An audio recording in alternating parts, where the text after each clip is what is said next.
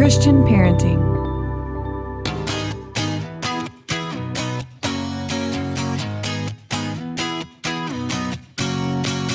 I'm Julie Lyles Carr. You're listening to the All Mom Does podcast, part of the Christian Parenting Podcast Network.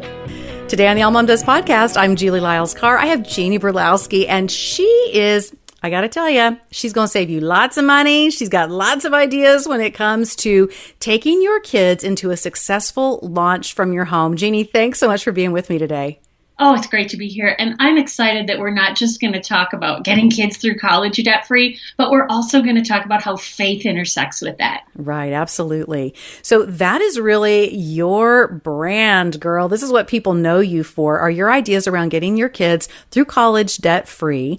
But, you know, one of the things that's interesting, Jeannie, is we have parents listening who are already feeling the burden. I mean, they have just brought that new baby home from the hospital and they're thinking, oh, wow. Of all the things, of everything that I'm now having to learn and take on with little kids and just getting used to that baby stage, or maybe I've just got toddlers.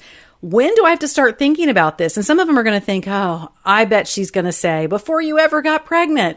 No. But you have a different strategy. You have a different way of looking at this. So no matter what age or stage parents are in right now, what do you have to say about when we need to start thinking about these things? Well, no matter the age or the stage of the kids or the parents feel flashes of a little bit of anxiety and trepidation about how am I going to launch this kid into a not only debt-free college, but into a career that they love. And parents start to feel this the first time their toddler builds a block tower and knocks it over. And the parent thinks, oh no, engineering school, how much is that going to cost? Right. And so for parents who start to think about this in even a fleeting way, I like for parents to jump in and do something they can do to feel empowered. For example, when the kids are tiny, when they're newborns, if this is flitting across your mind, you can go to youpromise.com. And this is not my website. I have nothing to do with this. And by the way, don't get the credit card that's advertised there. But what you can do is you can hook up your drugstore loyalty card and your grocery store loyalty card to youpromise.com, you and then the word promise. And every single time you buy diapers or baby formula or little clothes, or you buy anything at all at a drugstore or grocery store, a little portion of that goes into college savings. Wow. You can save that up little by little. And so parents are thinking, right now I'm buying groceries, but I'm also contributing to my kids' college savings, and it's not even 1 penny out of their pocket. I didn't think of this idea, but for parents who access it early, they feel like rock stars. Absolutely. I mean, what a great way, because I know in the early days when Mike and I had our first child, I mean, Jeannie, there was nothing left over to stick anywhere. And it wasn't that we weren't disciplined. It wasn't that we weren't living by a budget. We were. Yeah. There just wasn't anything left at the end of the day. So for something to be able to connect like that and create this situation where you're beginning to accrue some funds for college, no matter what age your kid is, I think that's just a fantastic tip. It's free money. Let's take advantage of it. Right, right. Now, when you talk about getting kids through college debt-free, I'm sure a lot of parents' thoughts go immediately to, oh, we must be talking about scholarships. Like she's got some kind of scholarship system that she works. But that's really not what's going on. So how distinguish that for us? Are you talking about scholarships, or do you have something else afoot that's really to help parents in this situation? Well, my writing and my speaking is mainly for parents and students who think, oh, our students aren't going to get scholarships. They're either going to be stubborn and not want to apply for them, or they think our grades and our test scores are too low. And so I specialize in strategies that have nothing to do with scholarships, nothing to do with saving up money in advance out of your own pocket, strategies that have nothing to do with squeezing financial aid money from the government. All of those things are good, and they can be helpful in moderation, but parents need something else. They need additional strategies, a whole buffet of strategies, so that they can feel really empowered as they move towards their kids getting out of the house, getting into college, or trade school is also a really viable option. And just a minute ago, Julie, you asked me about when should parents start. And really the serious nitty-gritty kind of starting, it's easiest if parents will start when kids are in middle school. And really? about 90 minutes of debt-free college strategy when kids are in 7th and 8th grade. And what we're able to do is lay some foundation so that everything that comes after that is easy and seamless. And parents are able to just jump into a feeling of, we've got this. We may not have a lot of money in our pockets. We don't have a lot left at the end of the month, but our kids are really headed somewhere that's going to be fantastic. Right, right. I love that you brought up trade school also because, Jeannie, I'm seeing a lot, my dad and mom were so big into education, and they were the first ones of their families who went to college, of those generation of kids. And my in-laws were the same way. And so college for me was just a foregone conclusion. Like, you're going to do this. Like, I never entertained another thought. But we have so many other options now that are really interesting, including trade school. And then we're seeing a lot of online certification programs, which are also very powerful. We've done both traditional college for some of our kids. We've done online college for some of our kids, which has been a home run for them. There are so many more options out there today than there used to be. How do you feel about all those options? And in that, the other thing I'm noticing too sometimes, Jeannie, is that parents really get convinced that traditional 4-year university is the only way to go. So what are you seeing in all of that? Do we need to open our minds up a little bit more? Is there still a little bit more of a, little check mark if you actually do go to a 4-year typical university? What are you seeing in all the trends in that? Well, you're right that parents who come from good families, they come from 4-year university educations themselves. They put that expectation on their child. And sometimes parents feel like our societal expectation is that if you have a smart child, they will go to 4-year college. But actually, Gallup research shows that 48% of people who get liberal arts degrees regret their educational choices. So I'm going to just give your listeners the number one best way I know to save $50,000 on college. And what you want to do is you want to avoid a situation where you have a son or a daughter that would make an excellent construction engineer or an air traffic controller or a fantastic construction manager, let's say, or it could be a plumber or it could be an electrician, but somehow that person gets pushed into an English major and a liberal arts education. And what happens is they come out with their English major or their political science degree, and then they think, I can't get a job. Mm-hmm. So I'm going to go back and do college over again. Hey, mom and dad, would you be glad to pay $50,000 extra for me to go back and do college again? That's what we want to avoid. And so one of my best strategies is and Julie, you and I are right on the same page with this. I really recommend that parents look at their kids as an original. Yeah. Look at their kids and help them in about 10th grade. Age 15 is about the optimal time. I want parents to have kids take 3 career assessments. Not the ones at the high school. The ones at the high school that are scored by a robot tend to not be accurate. These would be career assessments with a certified person. And I don't do this myself. I have to refer out for it. But students who take assessments like the Myers-Briggs Type Indicator, the Strong Interest Inventory, the StrengthsFinder 2.0 assessment, which is now called the Clifton Strengths Assessment, students who take those, and then we want a certified person to converge them. What happens is students are able to clarify the bullseye on the target before they take aim and shoot. Right. So the goal is not one wasted class, not one wasted dollar. Right. And parents love this. One is that it just saves a tremendous amount of money. It saves a lot of time and a lot of heartache. But here's what I love about it. It helps students in their relationships with their parents, because their parents are able to look at the kid and say, you know what, you're actually really amazing. You are an original. Look at how all these things about your personality type and your interests and your strengths are coming together, and you would be amazing at this in your future. And so parents who start looking at their kids as capable and competent and gifted, every kid is gifted. There's not a single one that's not. Right. And then let's talk for a second about how this intersects with faith. Mm-hmm. Students who are able to look at themselves and see, here's my personality type beautifully wound and threaded together with my interests and my God-given strengths that are showing up on the Clifton Strengths Assessment, which is developed by Gallup, they're able to see how they are created. And so then when they stand in front of God at church or at youth group, they have this picture of themselves that I am created for a purpose. And I may not be like my parents or my cousins, or I may not be like anyone else I know. I may be in a logical family and I'm incredibly empathetic. But that's a gift that I have, and it's because I have a certain purpose in this life. And I love that you are the author of Raising an Original, and it's available in audiobook or it's available in paperback. And this whole idea that you come from as the mom of 8 kids, that your kids are created for a purpose, they're created as an original, and you've got a whole book that talks about how to pull that out of your kids so that you can parent them in an original kind of a way.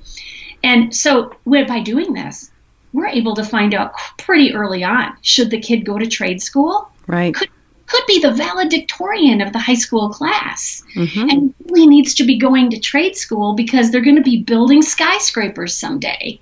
And you don't learn that in the typical 4-year college education. Right, right. You know, it's so true that we, in valuing education, and we should, I mean, it opens doors. You and I both know that world history completely changed when we introduced literacy, and we had now these open doors to learning that we'd never had before. So I never want it to sound like I'm diminishing it. But part of what began to happen is we had a lot of square pegs get shoved into round holes because we thought that college was going to answer all of the questions for everybody, that college was going to open all the doors that were supposed to be opened. And it can. I mean, I am definitely a kid who benefited by her parents getting to take that collegiate journey, and it changed things dramatically in my family line. However, college today is a very different gate than it used to be.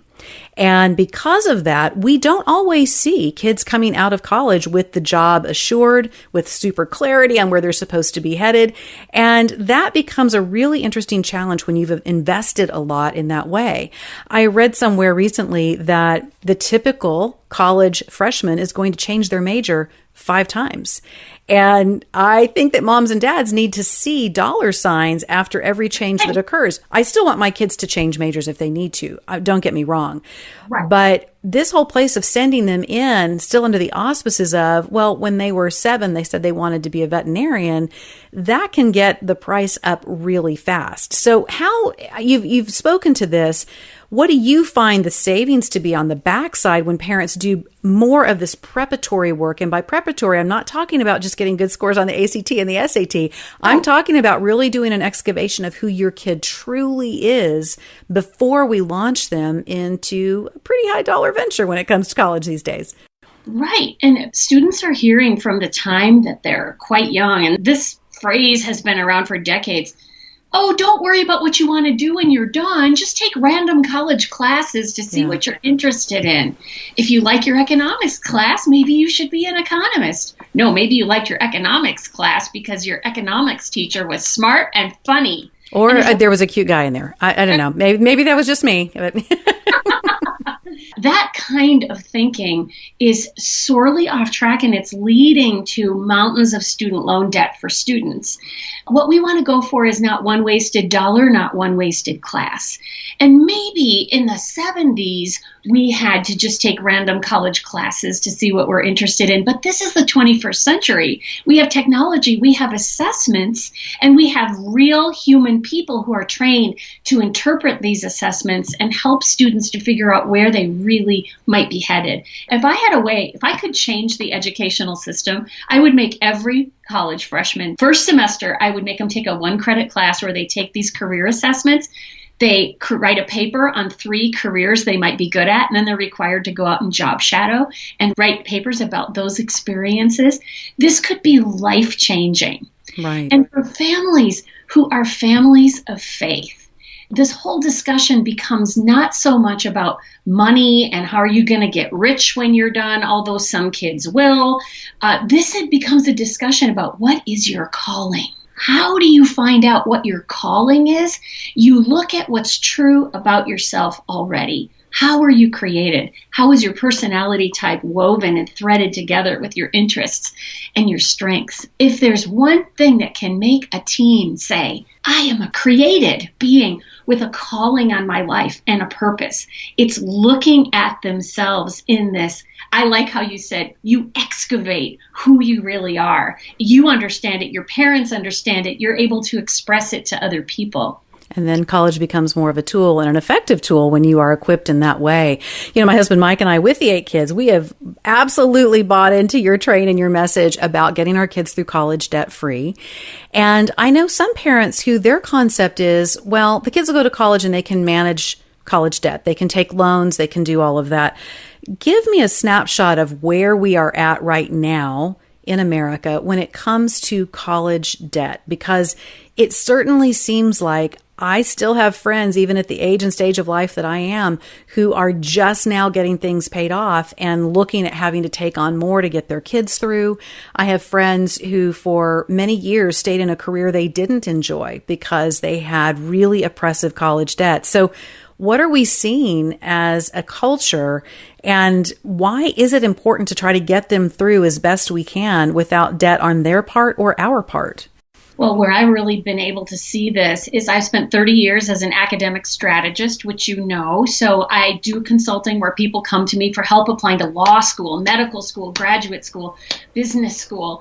And I can't tell you the times I've had to say to someone, you actually can't go to medical school now because you have so much debt from undergrad that when you add on the medical school debt, you could never pay it back on a doctor's salary. We have to find some kind of other career that you could be equally happy at that you could do.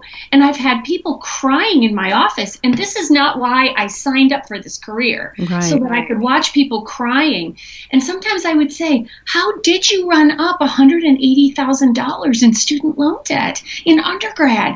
And people tell me, well, my parents or my guidance counselor, or this one really burns me, a really expensive educational consultant hired by the family at a very high dollar amount. They told me if I went to the fancy college that wasn't giving me any financial help and cost an arm and a leg, I would have a better chance of getting into medical school. Yeah. And yeah. I know that's not even true because I help people get into medical school who went to Joe Blow podunk drinking school, and it's not even hard for me to do that. So this kind of misinformation is going out through the culture, and it's leading to a lot of kids graduating from undergrad, even if they don't have the huge burdensome $180,000 in debt. Typically kids are walking out with $29,000 to $34,000 in debt. And you might think, oh, that's not that bad. They can just write a check every month. But when the interest starts piling up and piling up, that's where you have students go into income-based repayment plans. And some of them are signing up for programs where they're going to be paying an indentured servitude to student loans, some of them until they're 45 years old. Right. And are still paying on these things. And we hear stories about how, because of the way the interest piles on, we're hearing about people who've paid and paid and paid, and now they owe more than they did when they graduated. So what I want to do is I want to send a message in a bottle back to parents who are in got their kids in 7th or 8th grade, and I want to say this does not have to be the story for your kid. There are actually many, many strategies that parents can use that have nothing to do with scholarships, financial aid, or saving up money in advance. Super clever things like dual enrollment or working for a company that has tuition reimbursement or co-op college programs, which are just one of my favorite things on the planet. And parents can use these, get their kids through college debt-free or through technical school debt-free, and then the kid stands there throwing the cap into the air off of the college graduation stage, and the world is open to them. They can afford to go to medical school. They can afford to go to law school or graduate school or wherever it is that they want to go. Right. We have engaged dual credit for our kids. So all of our kids have done dual credit toward, at the end of their homeschool experience. And this can still be done in the public high school platform. And where we happen to live has a great relationship for dual credit. And so our kids, at the time they've graduated from high school, have all basically been college sophomores or juniors, depending on, how far they were able to get. And we've used that dual credit as their education piece from the time they were 16 to 18. What's interesting to me though, Jeannie, is sometimes people have looked at us a little sideways and gone, well, yeah, but that was community college. There's kind of a weird pride that can take place sometimes when it comes to college education. What's funny is in the community in which we live, we have a lot of professors from the very notable university in town who moonlight at our community college locations. So I've always been like, well, so, I mean, if I can get the nice handbag at the outlet store, I don't have to go to the flagship store. I'm fine. I still get to have the nice handbag. That's kind of my feel sometimes when it comes to these educational components. The other thing that we found that's been really interesting at the community college level is some of my kids' favorite professors have been at the college community level. Do you think that this is one of those great secrets that people sometimes overlook out of a sense of, well, it doesn't count quite as much or it's community college? Like, how do you see that play out in some of the decisions that are being made? Well, those people who are looking sideways at community college, they are not academic strategists. Right. And academic strategists like me, sitting all day long helping people get into highly competitive PhD programs, medical schools, law schools, I can tell you I have never once in 3 decades of doing this seen an instance where community college held a person back. People who go to community college and then they take those credits and they transfer them to a 4-year college or university, if that's that's the degree they're going to need, they tend to do really, really well. And I'm so enthusiastic about this. I wrote an article called "Can Community College Lead to a Master's Degree?" Oh, not only can it lead to a master's degree, it can lead to a PhD, it can lead to an MD, it can lead to anything. And students who have gone this route, they have they've come back to me and said, I actually really loved it because my professors of small classes, my professors knew me. Many times my professors were adjunct professors, which meant they were out working in the real world and then they were coming in to teach some classes. So I got to network and know someone that's actually working in the field I want to work with someday. That led me to job shadowing and volunteering in my future career field. So people like me in the profession I'm in, we know enough to not look askance at community college. And the choice that you and your husband made is not going to hinder your kids one single bit, especially because you raised them as originals. I appreciate that. Excavate and know who they are. And so to a great extent, they were able to clarify the bullseye on the target before they take aim and shoot. You're not going to force your introverted child to be in some kind of a job that is highly extroverted in nature with a lot of interruptions and a lot of noise and talking all the time. You've got language to describe that child and what they love and what they're good at and what environments they thrive in. And you march them toward that goal. And if community college is a part of that story, bless them. It is a great way to save money. It's genius, really, really. I mean, we found it to be really fantastic in our community. And I know not everyone has access to that in their communities, but if you haven't checked it out, you should, because it has been really fantastic. And of the kids we've launched and who've gotten their degrees, it was great. Like, everybody's done just fine. So I can give you that right off in terms of it's a valid system. Let's just say a word about dual credit. Yeah. In 44 states nationwide, students are allowed to take real college classes for real college credit while they're in high school. They could be juniors, they could be seniors. Now, this is 44 states. In some places, it's called dual credit. Sometimes it's called dual enrollment. Sometimes it's called concurrent enrollment. But your listeners can find out if this is available in their state, and they can have access to this whether they homeschool, whether their kids are in private school, whether their kids are in public school. All they have to do is Google the name of their state and the words dual enrollment, or try it again and do it, name of your state and concurrent enrollment. You'll get to your state's Department of Education website that walks you through all the rules in your state. And Julie, what your family found out, I think this is true, right? That your state paid for it. Yes, correct. Mm-hmm. All the lab fees, all the tuition, everything. So here's the brilliant Julie Lyle's car. 8 kids. A lot of them walking across their stage at their high school graduation with 2 years of college already done. Well, if we sat down with a spreadsheet and counted up how much money you saved by doing that, It's brilliant. Well, it's been a real blessing to us. And again, it does take being willing to rewire this sense of, community college. Like you have to lay some pride down. And that leads me to this question, Jeannie, within the faith space for people. I have families in my life I adore. And it's so easy for us to slide into this when I listen to their concerns and worries about their kids getting into the right colleges and getting into the right degree program and making sure that they make the right connections. This is not a judgment statement on my part. My heart aches for them. I could be easily in the same position with some of my kids too. I get it. But sometimes I think we're in danger of making college something of an idol when it comes to our kids' futures, when it comes to the purpose that God has given them on this planet. How do you manage that when you're working with families as an educational strategist to, yes, embrace the importance of continuing education, making sure we're equipping kids who are gifted in a certain way with the education they need, but keep it from becoming something that seems to hold more power over our kids' futures than God himself? How do you help people with that? Oh, right. And I'm going to read a quote here on the subject of idolatry. And this comes from Tim Keller. He says, an idol is whatever you look at and say in your heart of hearts, if I have that, then I'll feel my life has meaning. And then I'll know I have value. And then I'll feel significant and secure. Idols are the things that rattle us when they're threatened.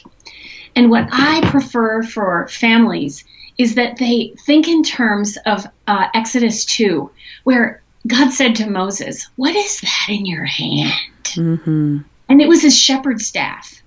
And you know that shepherd's staff to Moses represented his income, his influence, and his identity. It's exactly the same thing our college education tends to represent to us in our culture. And God said, throw that down in front of me. Dedicate it. Put it in front of me and see what I will do with it. Now, God didn't say to Moses, take that stick and go to Stanford.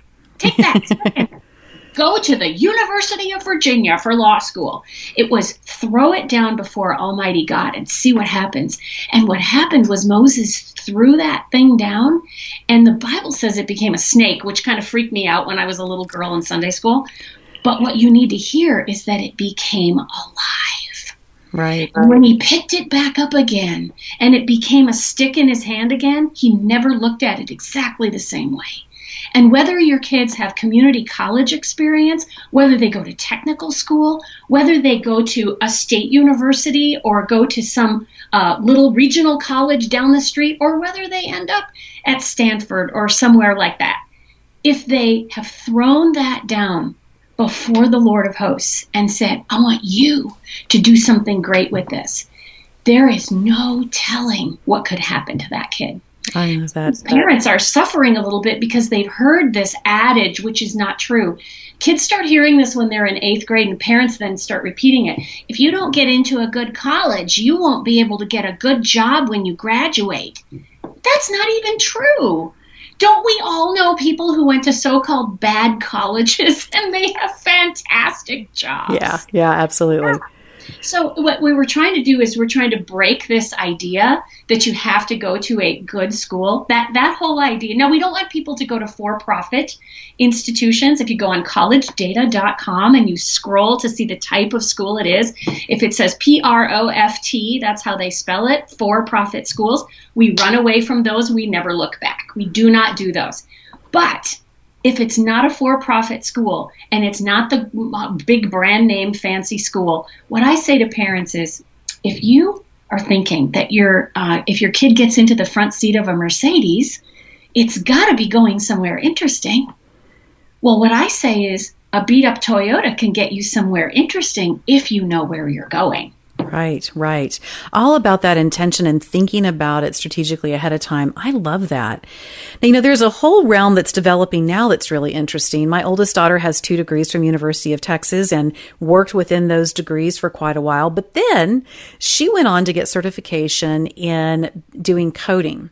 And it was very interesting, the certification process. I think it was maybe a 12-week or maybe it was a 4 or 5 months. I can't remember now, but she went in and she did this. She kind of put her career on pause, went in and did this training and certification.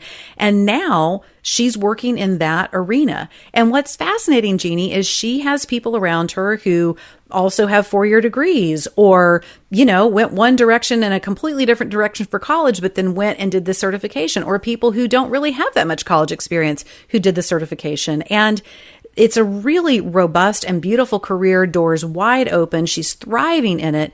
There is more and more out there now about these type of certification programs that are coming down the pike. So what are you seeing as a strategist that excites you and the things that we need to be looking for trend-wise when it comes to this? Because we've talked about trade school, we've talked about college, but there's sort of a whole new avenue that's beginning to open up that's pretty fascinating. Yes, and Google has these boot camps that are for coding. Salesforce also has a process that you can go through that starts with a boot camp. You become an administrator, and then if you want to, you work your way up. And this is exciting. There are some students who are thinking, I really don't want to go to college. I chafe at the very idea of it. And if they will do the career assessments we've talked about today and figure out that actually software engineering, computer science, coding, programming might be a good fit for them. There are alternate ways to go other than just being a 4-year computer science major. And one of the reasons this is out there is because we have such a desperate need for people who are going to do the coding, who are going to build the digital infrastructure that we need for tomorrow. And here we are at the tail end of the pandemic. We're recording this in the spring of 2021. And what's about to happen is an explosion of development in this country. Pent-up demand is going to mean that we have an explosion of building things, accessing things, providing things. And we need engineers and we need people who can code and software engineers to do that. And so the path is being made for people to be able to access that faster. And what I love about what your daughter did is in her future, she may be able to take her 4-year degree discipline and intersect it with her coding ability. Right. And she may be able to bring both of those skills together. When she goes into a job interview, people will say to her, you have all of this, plus you know how to code? Oh my goodness, we have to have you here. We want to give you a special office where you have free food and coffee, and we're going to have a volleyball court outside and everything that we can to keep you here because you are so valuable. Yeah, I think all those trends are really exciting. I'm seeing more and more of that come to bear. And again, just the beauty of being willing to kind of break out of the box, think of it in different ways, that college doesn't mean taking on tremendous debt. It doesn't always mean the traditional 4-year path. And yet there's so many ways to get tools into our kids' hands. Jeannie Burlowski, you're just the best. You're so effervescent and bubbly. The book is called Launch: How to Get Your Kids Through College Debt-Free and Into Jobs They Love Afterward.